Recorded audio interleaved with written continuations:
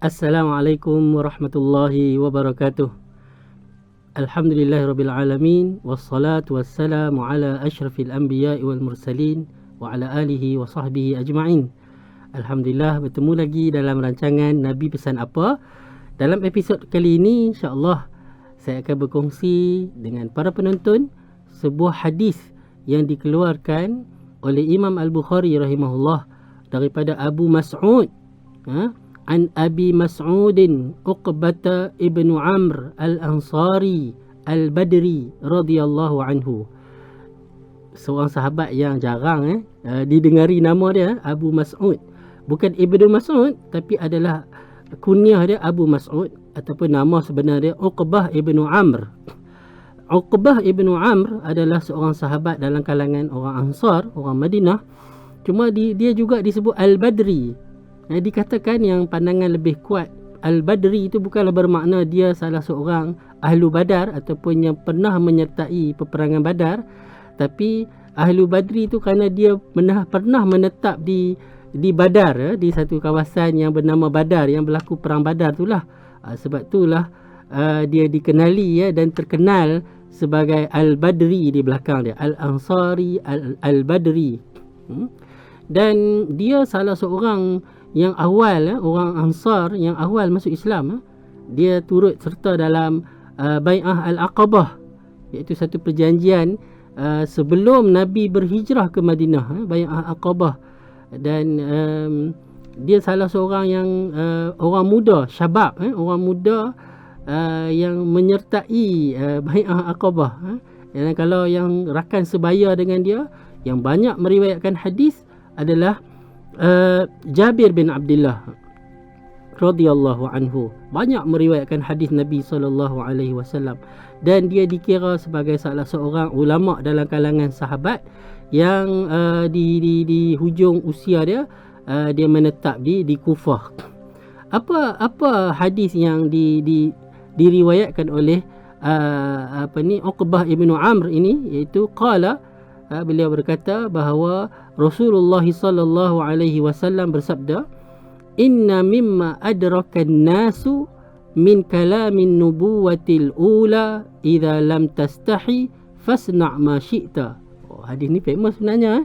Apa Nabi kata? Sesungguhnya di antara apa yang adrakan nas, yang ditinggalkan ataupun yang ditemui oleh manusia daripada kata-kata an-nubuwatil ula, apa dia?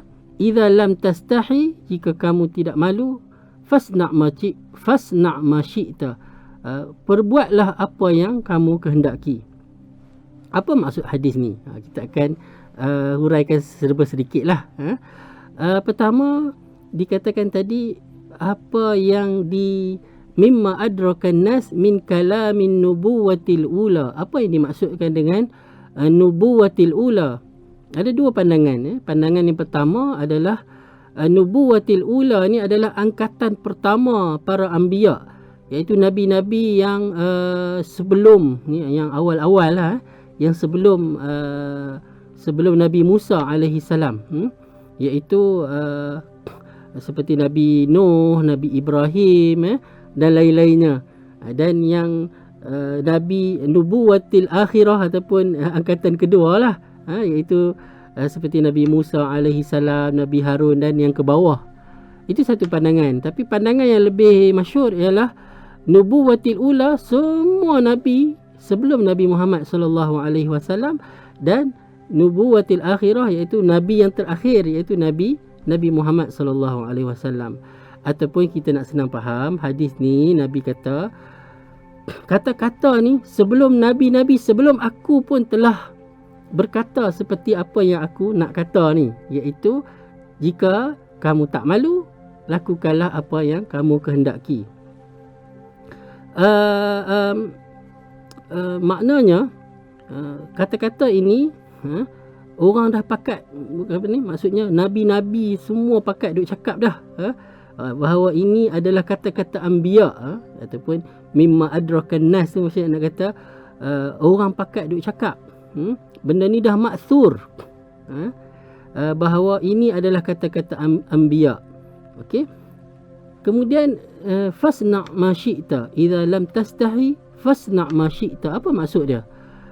Ada yang mengatakan bahawa ini maksudnya nak cerita, dia nak mencerita.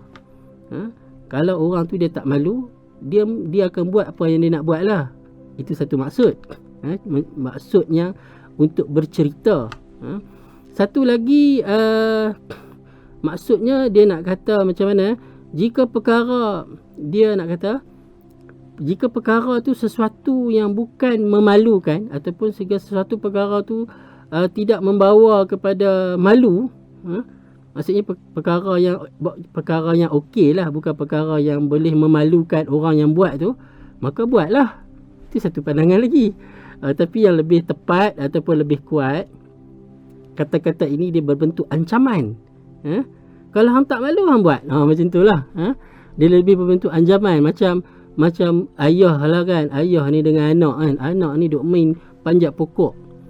Panjat sampai tinggi-tinggi. Panjat lagi. Macam tu lah kan.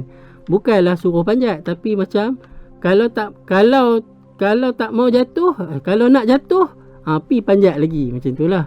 Jadi itu maksudnya. Itu kalaulah kamu rasa tak malu kan, buatlah ikut suka kamu. Nanti tunggulah apa yang akan berlaku terhadap kamu. Itu maksud hadis ni. Jadi para penonton yang dirahmati Allah sekalian, apa maksudnya? Malu ni sifat semula jadi. Dia boleh jadi malu ni sifat yang memang dipanggil jibilli. Sifat yang dia manusia mesti ada sifat malu. Kalau manusia ni dia tak rasa malu langsung ni, bukan manusia lah cerita dia. Cuma kadar malu tu sikit atau banyak tu berbeza. Tapi sifat malu tu merupakan sifat jibilli yang memang ada pada diri manusia. Yang kedua, sifat malu ni juga dia selain daripada yang memang sifat semula jadi yang ada pada diri, dia sifat yang perlu diusahakan ataupun dipanggil iktisabi. Macam mana tu? Contohnya kita malu terhadap Allah Subhanahu Wa Taala. Itu perlu diasaskan dengan iman. Perlu memperkukuhkan iman kita. Kita kena cari. Kena usaha untuk menambahkan, memperkukuhkan iman kita untuk sampai kita rasa malu terhadap Allah. Yalah, orang lain memang tak nampak. Kita seorang-seorang, tapi kita rasa malu kepada Allah. Ini perlu diusahakan. Malu nak buat maksiat, ini juga perlu diusahakan. Jadi kedua-dua perlu ada, iaitu malu yang merupakan sifat semula jadi dan malu yang perlu diusahakan ni kena gabung untuk membentuk rasa dan sifat yang malu yang sepatutnya dimiliki oleh orang-orang yang beriman. Malu dengan Allah plus malu dengan makhluk lah.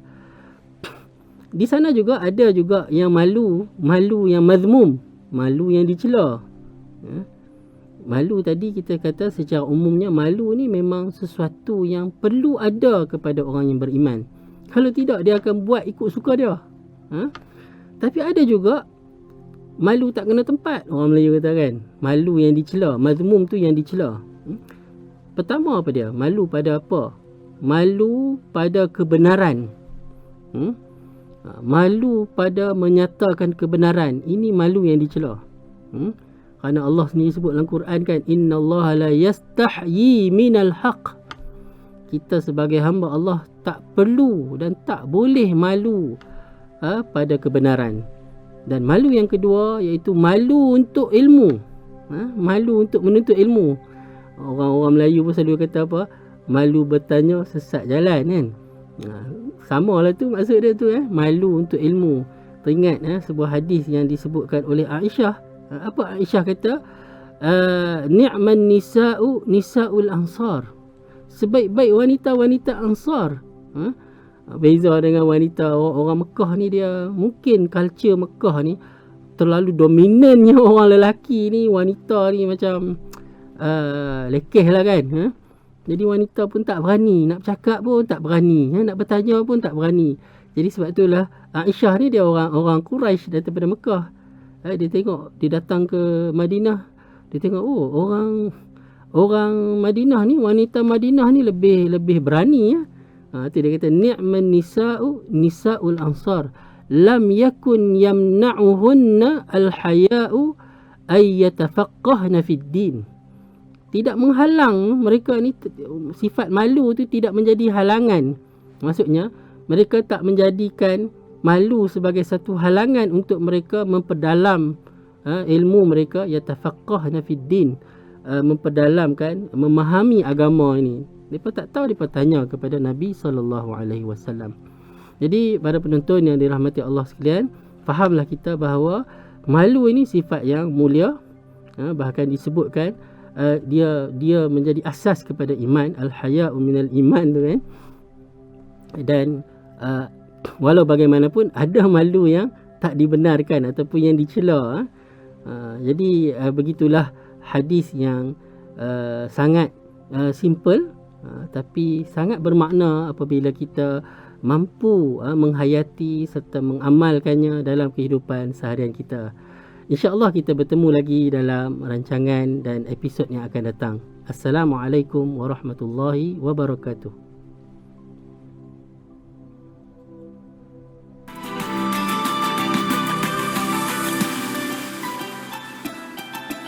Bersama membina masyarakat.